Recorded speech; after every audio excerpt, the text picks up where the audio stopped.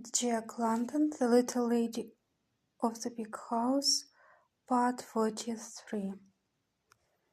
In a few days, but his plan died in birth, for at the apex came a discreet cough of warning, and both heads turning as one.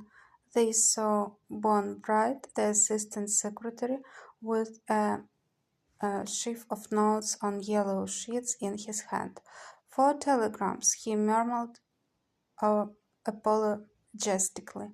Mr. Blake is confident that 2 of them are very important. One of them concerns that child shipment of bulls, and Paula, slowly drawn away from her husband and rising to her feet, could feel him slipping from her toward his tables of statistics, bills of lading, and secretaries, foremen, and managers. "Oh, Paula," Dick called, as she was fading through the doorway. "I've christened the last boy. He is to be known as Oho. How do you like it?" Her reply began with a hint of forlornness that vanished with her smile as she warned, "You will play ducks and drakes with the house boys' names. I never do it with pedigreed stock," he assured her with a solemnity belied by the challenging twinkle of in his eyes. "I did not mean that," was her retort. "I meant that you were exhausting the possibilities of the language. Before long you'll have to be calling them oh Belle, oh hell, and oh go to hell." Your oh was a mistake. You should have started with red. Then you could have had Red Bull, Red Horse, Red Dog, Red Frog, Red Fern, and all the rest of the reds. She mingled her laughter with his as she vanished, and the next moment, the telegram before him, he was immersed in the details of the shipment at $250 each, FOB of 300 registered yearling bulls to the beef ranges of Chile. Even so,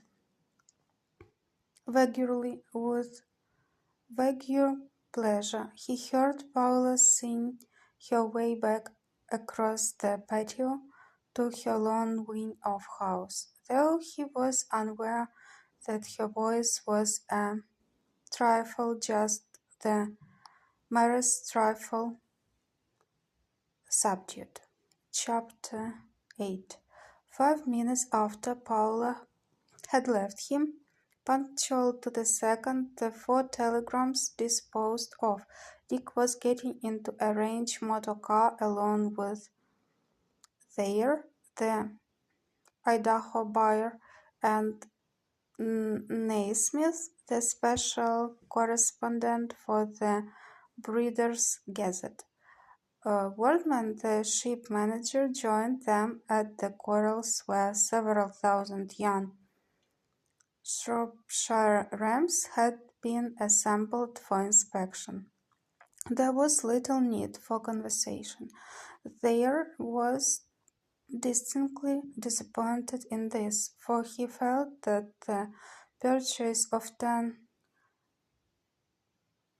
carloads of such expensive creatures was momentous enough to merit much conversation.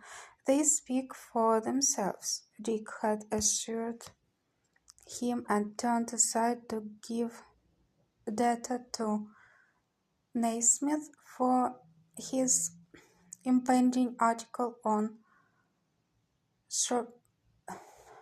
Shropshires in California and the Northwest. "I wouldn't advise you to bother to select them," Dick told Thayer 10 minutes later. "The average is all top. You could spend a week picking your 10 carloads and have no higher grade than if you had taken the first two hand. This cool